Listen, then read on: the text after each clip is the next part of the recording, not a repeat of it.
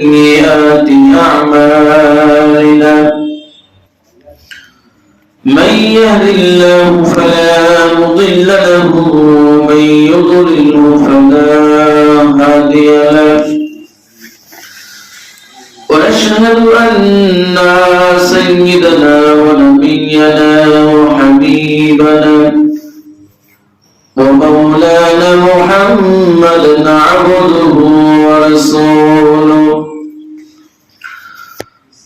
فقد قال الله تعالى في كلامه المجيد والفرقان الحميد إن الله وملائكته يصلون على النبي يا أيها الذين آمنوا صلوا عليه وسلموا تسليما اللهم صل على سيدنا مولانا محمد وعلى آل سيدنا مولانا محمد সাল্লাল্লাহু আলাইহি ওয়াসাল্লাম।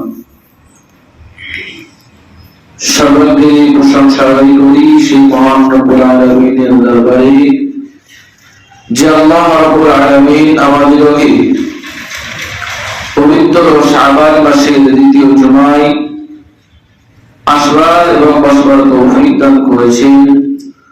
সকলে বলি আলহামদুলিল্লাহ। পাশাপাশি আল্লাহ রাব্বুল আলামিনের কাছে দোয়া চাই যে আল্লাহ রাব্বুল আলামিন যখন আমাদেরকে শাবান মাস পাওয়ার তৌফিক দান করেছেন, আল্লাহ যেন আমাদেরকে সেই সাইকিদ শহর সমস্ত মাসের নেতা রমজান মাসকেও পাওয়ার এবং রমজান মাস পেয়ে আমল ইবাদত রোজা আদায় করার তৌফিক দান করেন, বলেন আমিন। অতঃপর দরুদ বর্ষিত হোক সাইয়্যিদুল মুরসালিন রাসূল আকরাম সাল্লাল্লাহু আলাইহি ওয়াসাল্লামের রওজা মুকদ্দাসে, সকলে বলি সাল্লাল্লাহু আলাইহি ওয়াসাল্লাম। সম্মানীয় আজকের মুসল্লি আমার ভাইরা এবং বাজিনা, গত সপ্তাহে আমি শাবান মাস সম্পর্কে আপনাদেরকে কিছু কথা বলেছিলাম, যেখানে আমি শাবান মাসের গুরুত্ব এর কথা বলেছিলাম এবং শাবান মাসের কি আমল করতে হবে, কি করতে হবে, কিভাবে শাবান মাসটাকে আমাদের অতিবাহিত করতে হবে এবং রাসূল আকরাম সাল্লাল্লাহু আলাইহি ওয়াসাল্লাম এই শাবান মাসটি কেমন ভাবে কাটিয়েছেন, কেমন ভাবে উদযাপন করেছেন, সে কথাও আমি কিছু বলেছিলাম। তো গত সপ্তাহের আমার বক্তব্যের সারাংশ এটাই, শাবান মাস হচ্ছে রমজান মাসের যে ইবাদত, সেই ইবাদত করবার প্রস্তুতি নেওয়ার জন্য শাবান মাস। এই শাবান মাসে আমাদের রমজান মাসে যে অধিক ইবাদত করতে হবে, ওই ইবাদত এর অভ্যস্ত, যেহেতু 12টি মাসের মধ্যে একটি মাস আল্লাহ পাক রমজানকে রোজাকে ফরজ করেছেন, তো ডাইরেক্ট মাঠে নেমে খেলা করা মুশকিল হয়ে যায়। ওই জন্য প্রত্যেকটা মানুষ, প্রত্যেকটা প্লেয়ার যখন খেলা করতে যায়, তারা একটা প্র্যাকটিস করে, সে প্রস্তুতি গ্রহণ করে। ঠিক ততরূপ ভাবে রমজান মাসেও আমরা 12টি মাসের মধ্যে 11টি মাস খেয়েছি, ঘুরেছি, আর কিছু ইবাদত বন্দেগী করেছি, নামাজ কালাম পড়েছি, কিন্তু রমজান মাস যেই আসবে, রমজান মাসের চাঁদ যেই দেখা যাবে, সঙ্গে সঙ্গে দিনের বেলায় সমস্ত ইমানদার নরনারী নারী পুরুষের জন্য দিনের বেলায় খাওয়া হারাম হয়ে যাবে, তাই না? দিনের বেলা আপনি খেতে পারবেন না। হ্যাঁ, যদি আপনার অসুস্থ থাকে, আপনি খুব রোগাক্রান্ত হয়েছেন, যদি আপনি রোজা রাখেন তাহলে আপনার জানের আশঙ্কা হবে কি আপনার বিপদ আরো বেড়ে যাবে, রোগ আরো বেড়ে যাবে, যদি এমন আশঙ্কা থাকে সেক্ষেত্রে আল্লাহ পাকের কোরআন আপনার উপরে চাপিয়ে দেননি, কারণ আল্লাহ পাকের কোরআন বলছেন লা ইকাল্লিফুল্লাহু নাফসান ইল্লা উসআহা, যে আমি আল্লাহ রাব্বুল আলামিন প্রত্যেকটা মানুষের সাধ্য অনুযায়ী তার উপরে হুকুম দিয়েছি, তার সাধ্যের বাইরে আমি এমন কোনো হুকুম দেইনি যে তার জন্য করা কষ্টকর হয়ে যাবে, কঠিন হয়ে যাবে। তো যদি আপনার শরীর অসুস্থ থাকে, কঠিন আপনার ব্যাধি হয়, আল্লাহ বলছেন ওই সময় রোজা না রেখে যখন তুমি সুস্থ হয়ে যাবে সেই সময় তুমি রোজা আদায় করে দেবে। তার মানে আমাদের রমজান মাস আসাকালে সমস্ত ইমানদার নারী পুরুষদের জন্য, বালিক বালিকা সাবালক সাবালিকার জন্য, সকলের জন্য রোজাটাকে আদায় করা ফরজ এবং দিনের বেলায় খাওয়া হারাম, তাই না? দিনের বেলা খেতে পারবেন না। তাই 12টি মাসের মধ্যে 11টি মাস আমরা দিনের বেলা খেলাম, আর একটি মাস যে আসবে আমি কিছু খেতে পারবো না, হয়তো কষ্টকর হয়ে যেতে পারে। ওই জন্য রাসূল আকরাম সাল্লাল্লাহু আলাইহি ওয়াসাল্লাম ওই রমজান মাস আসার আগে রমজান মাসের রোজা আদায় করার জন্য কি করতেন? প্রস্তুতি গ্রহণ করতেন, রোজা রাখতেন এবং বিভিন্ন ইবাদত বন্দেগী তিনি করতেন। তো এই শাবান মাসের কি ইবাদত করব এবং রমজান মাসের ইবাদতের মাস, সেখানে কি ইবাদত করব সে সম্পর্কে অনেক ইবাদত রয়েছে। তার মধ্যে সব থেকে যেটা পছন্দনীয় এবং বিশেষ আমল কোরআনুল কারীম তেলাওয়াত করা, কোরআনুল কারীম তেলাওয়াত করা। এবং এই কোরআনুল কারীমের মধ্যে কিছু সূরা রয়েছে, যে সূরাগুলো এক একটা সূরার এক একটা বৈশিষ্ট্য রয়েছে, যেগুলো তেলাওয়াত করলে আপনার জন্য বিভিন্ন ফায়দা রয়েছে, বিভিন্ন উপকার রয়েছে।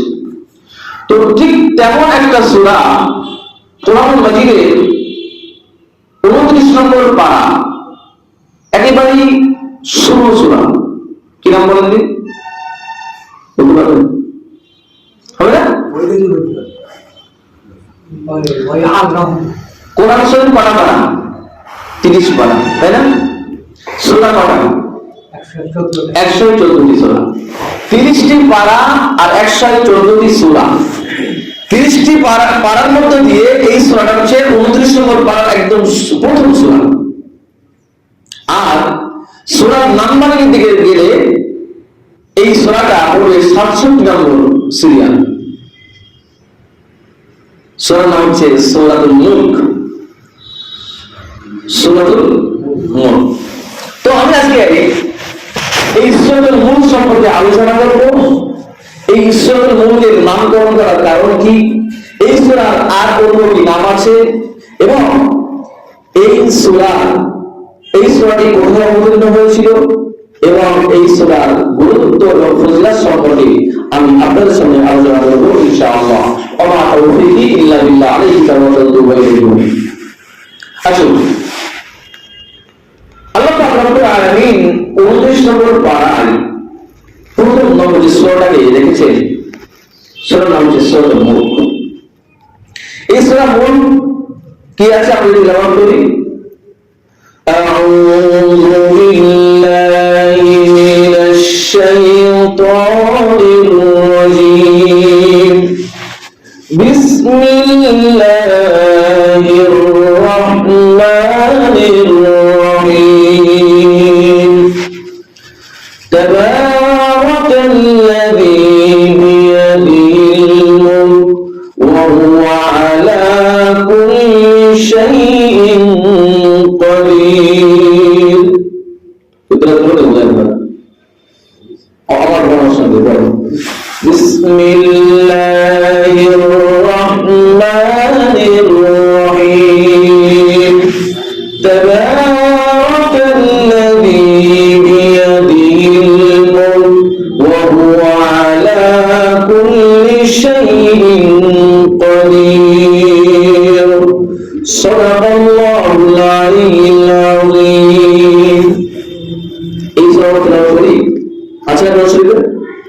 আছে আছে আছে না?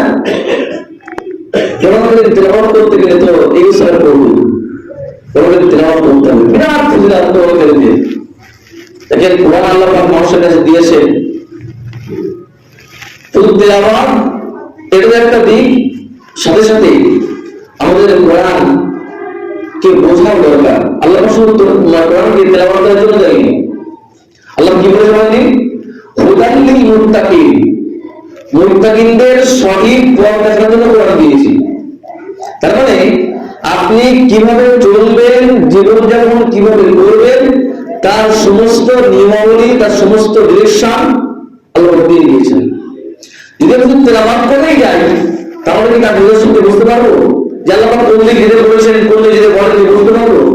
ওই জন্য আমাদের যেমন কোরআনের তেলাওয়াত করতে হবে, পাশাপাশি এই কোরআন কারীমের অর্থ বিশ্লেষণ একটু একটু করে আস্তে আস্তে বোঝার চেষ্টা করতে হবে। যিনি একটা আয়াত বোঝার চেষ্টা করুন, বাংলা কোরআন আমাদের নির্ভরযোগ্য কিতাব পাওয়া যায়, বাংলা কোরআন পাওয়া যায়।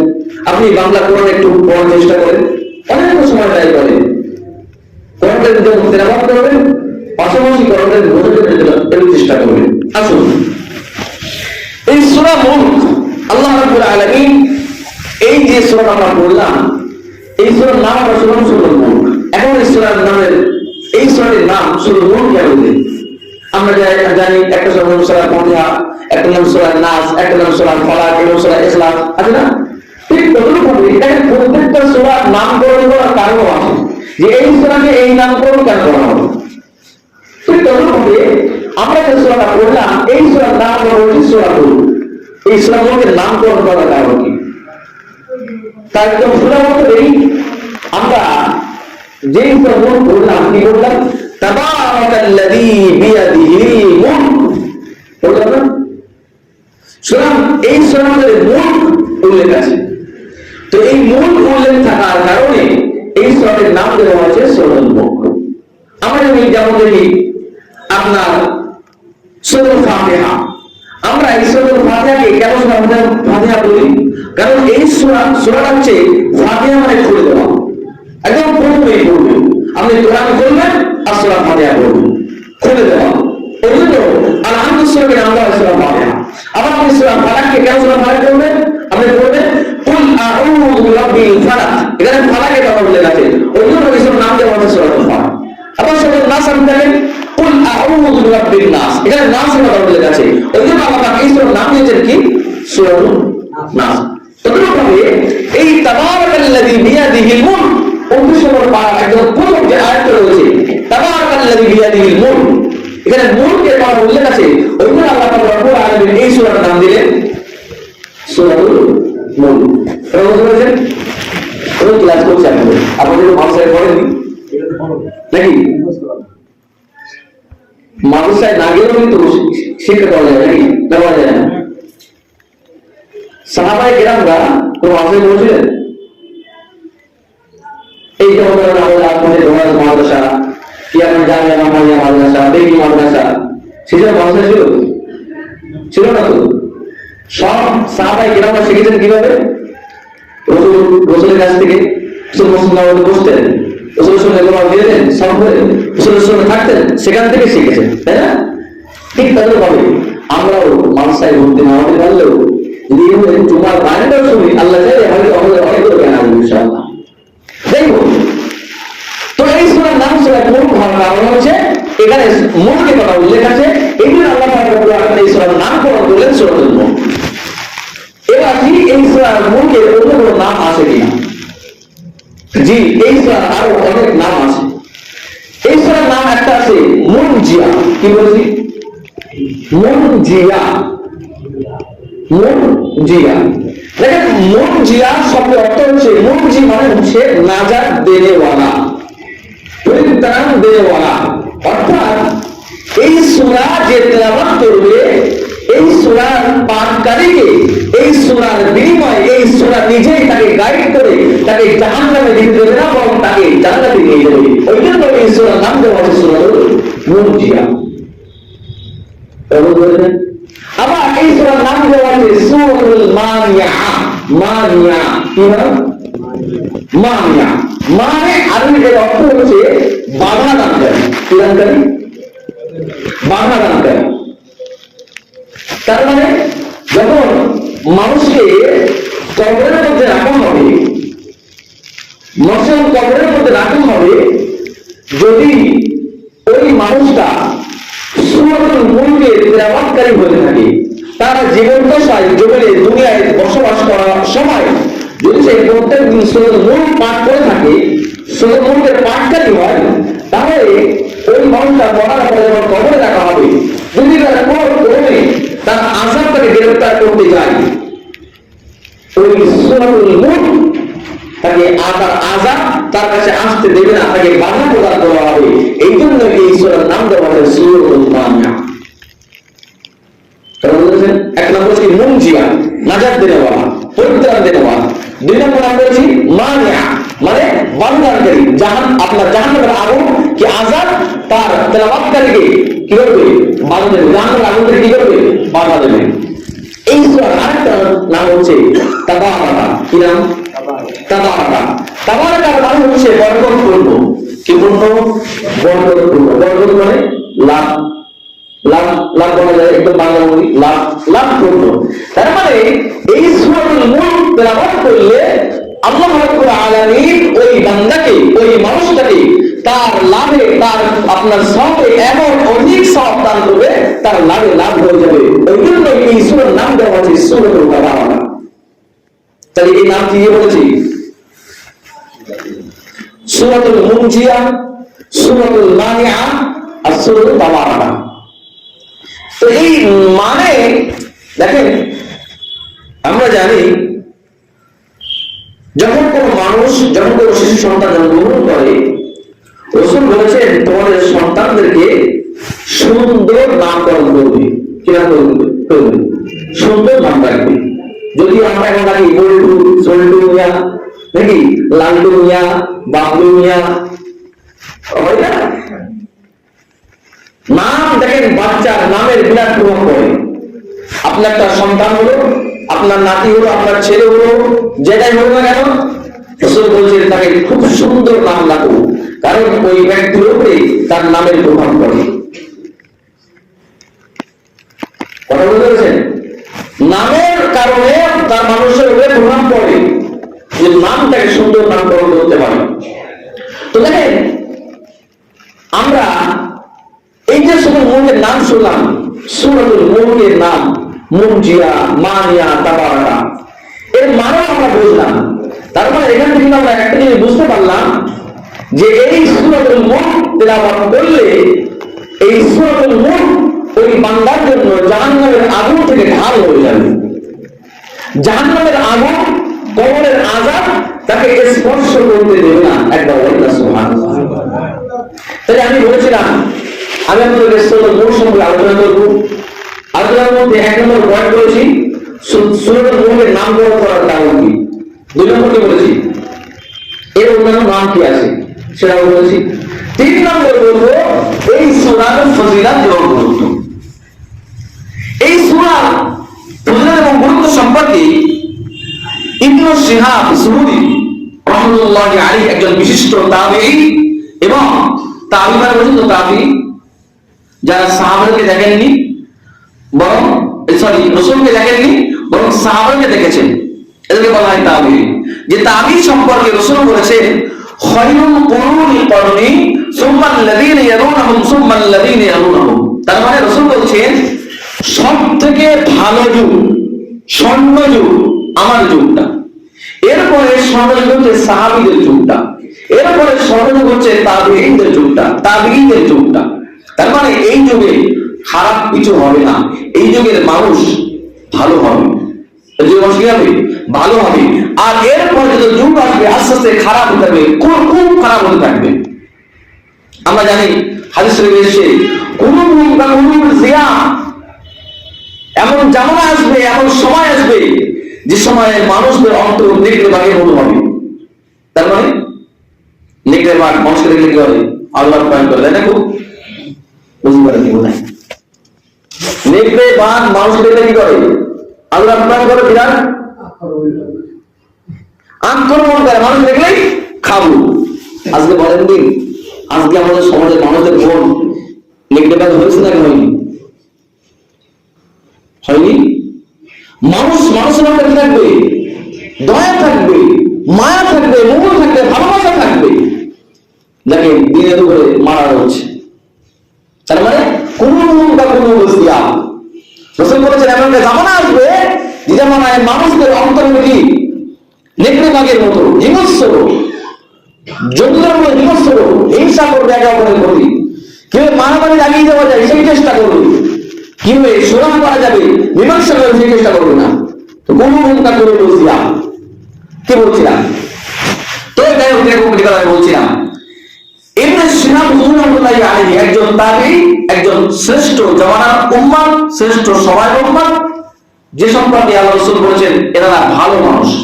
তো এমন একজন মানুষ এই সূরা সম্পর্কে বলছেন যে ইন্নাহা কানাত তুসাম্মিহা সূরাতুল মুজাদালা লিআন্নাহা তুজাদিলু আন সাহিবিহা ফিল কবরি। আমি বলেছিলাম সূরা মুলকের ফজিলত বলবো, ফজিলত মানে গুরুত্ব নাকি? তো এখানে কি গুরুত্ব দিচ্ছে?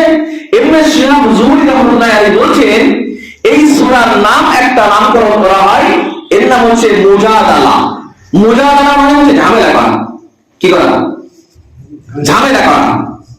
তার মানে ধরেন দুজন মানুষ ঝামেলা করছে, এর মারতে যাচ্ছে ওর মারতে যাচ্ছে, মানে এর মারাকে প্রতিহত করছে ওর মারা কি হচ্ছে প্রতিহত করছে। তো এই সূরার নামকরণ করা হয়, এটা সূরা বলছে এই সূরার নাম হচ্ছে সূরাতুল মুজাদালা। কেন নামকরণ করা হচ্ছে সূরা মুজাদালা? লিআন্নাহা তুজাদিলু আন সাহিবিহা ফিল কবরি। ইবনে শিহাব যুহরি বলছেন এই সূরার নাম মুজাদালা এই জন্য দেওয়া হয়েছে যে এই সূরা আপনার সূরাতুল মুলক কবরের মধ্যে তার সাথীকে বাঁচানোর জন্য আযাবের সঙ্গে ফেরেশতাদের সঙ্গে সে ঝামেলা করে, বাদ বিতণ্ডা করে। বলেন না সুবহানাল্লাহ। হাদিসের মধ্যে এসেছে عن ابي هريره رضي الله عنه قال قال رسول الله صلى الله عليه وسلم। আবু হুরায়রা থেকে বর্ণিত রাসূল আকরাম সাল্লাল্লাহু আলাইহি ওয়াসাল্লাম বলেন যখন মানুষকে কবরের ভিতরে শুইয়ে দেওয়া হয়, কবরের ভিতরে শুইয়ে দেওয়ার পরে তার কাছে আযাবের ফেরেশতারা আসে। এরপর আযাবের ফেরেশতারা যখন তার পা দিক থেকে আসতে চায় ওই মানুষের কাছে, ওই সময় পা তাকে বাধা দেয় যে আমার এই পায়ের দিক দিয়ে এই মানুষের কাছে তোমার আসা যাবে না। আবার ওই আযাবের ফেরেশতা পা থেকে ঘুরে যে মাথার দিক দিয়ে আসে। হাদিসের ভাষায় বলছেন, হাদিসে এসেছে রাসূল বলছেন এরপর ওই আযাবের ফেরেশতারা মাথার দিকে আসে। মাথার দিকে যেই আসতে চায় তখন মাথার মধ্যে যে আপনার মাথার একটা অংশ মুখের সঙ্গে, এই মুখ সঙ্গে সঙ্গে এর জবান খুলে যায়, মুখ বলে যে আমি আমার এই সাইড দিয়ে আমি তোমাকে আসতে দেবো না, কারণ সে আমি জবান দ্বারা সে তেলাওয়াত করতো, সে সূরা মুলক তেলাওয়াত করতো, আমি তোমার এই মানুষের কাছে আসতে দেব না। তার মানে কি হচ্ছে এই সূরাতুল মুলক ওই বান্দা পড়ার কারণে তার কবরে যখন আযাবের ফেরেশতা আসতে চাইবে প্রত্যেক দিক দিয়ে আপনার সূরাতুল মুলক ওই আযাবের ফেরেশতার সঙ্গে ঝামেলা করবে, বাদ বিতণ্ডা করবে যে না এই মানুষটা আমাকে তেলাওয়াত করতো, সে প্রত্যেক দিন আমার তেলাওয়াত করতো, সুতরাং তুমি এর কাছে কোনো আযাব নিয়ে আসতে পারবে না, ঝামেলা করবে।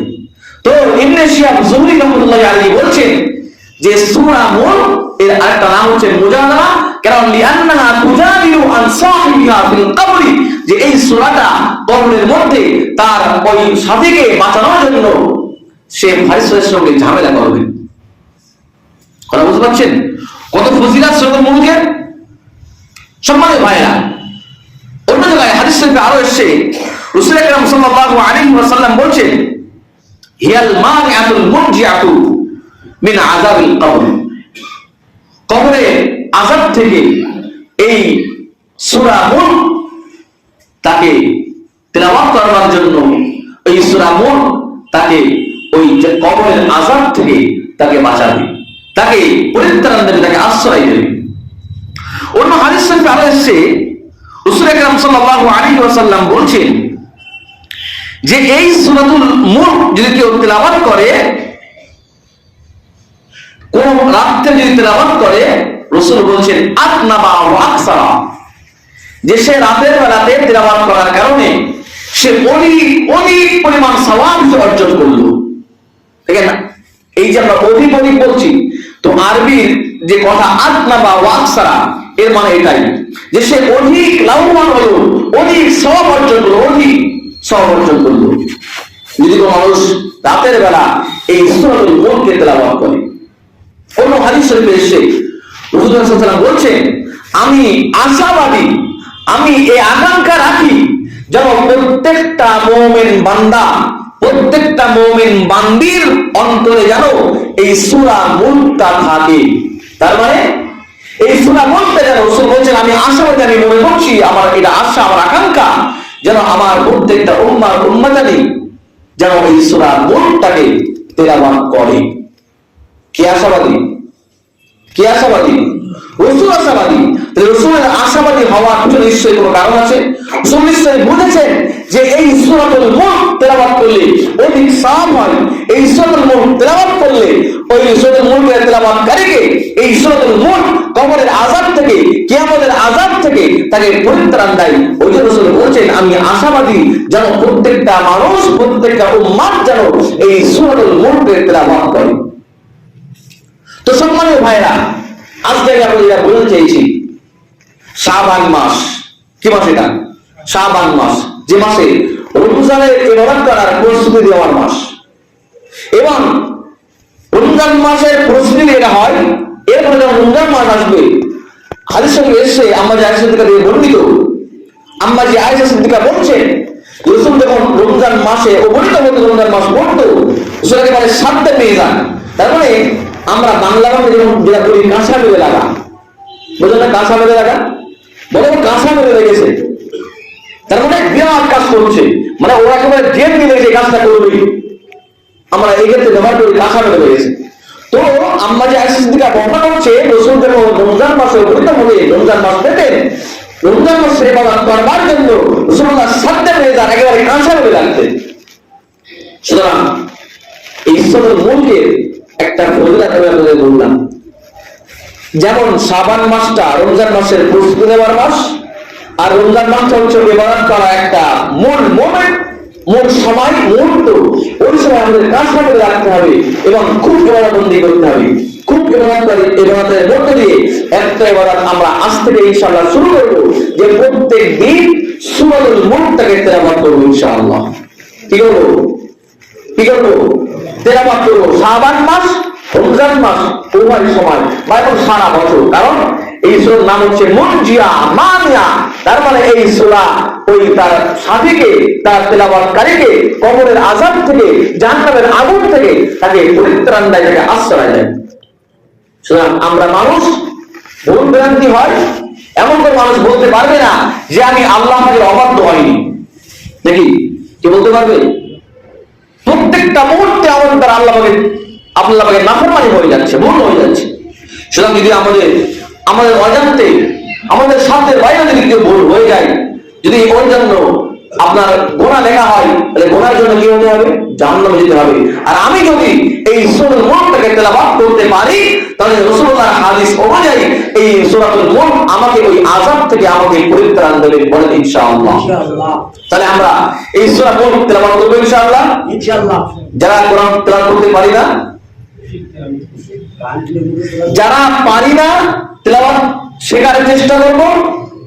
আর এই অভ্যাসটা দেখার জন্য তেলাওয়াত না করতে পারলেও কোরআন শরীফটাকে খুলে ওই 29 পারা একেবারে শুরুতে কারণ দেখে নেবেন, দেখে নিয়ে ওখানে চোখ দিয়ে দেখবেন, চোখ দিয়ে। সূরা মুলক টোটাল 30টা আয়াত আছে। কটা আয়াত আছে? 30টা আয়াত, মাত্র 30টি আয়াত। আপনার 2.5 সাফা, বড় খুব বেশি 2.5 সাফা আছে। তো এই সূরাতুল মুলকটাকে তেলাওয়াত করতে না পারি, আমরা তেলাওয়াত কোরআন তেলাওয়াত করার শেখার চেষ্টা করবো। পাশাপাশি শেখার আগ পর্যন্ত আমরা আজ থেকে ওই মুলকটাকে তেলাওয়াত না করতে পারলেও আঙুল দিয়ে, চোখ দিয়ে একটু দেখবো, আঙুল দিয়ে বলাবো পুরো 30টা আয়াত থেকে ইনশাআল্লাহ। বলেন ইনশাআল্লাহ। আল্লাহ রাব্বুল আলামিন আমাদের সকলকে কোরআন কারীম তেলাওয়াত করার তৌফিক দান করেন, কোরআন কারীম শেখার তৌফিক দান করেন, এবং কোরআন কারীমের যে নূর আমাদের প্রত্যেকের সিনায়, আমাদের প্রত্যেকের হৃদয়ে আল্লাহ রেখে দেন। বলেন আমিন। ওয়া আখিরু দাওয়ানা আলহামদুলিল্লাহি রাব্বিল আলামিন। আসসালামু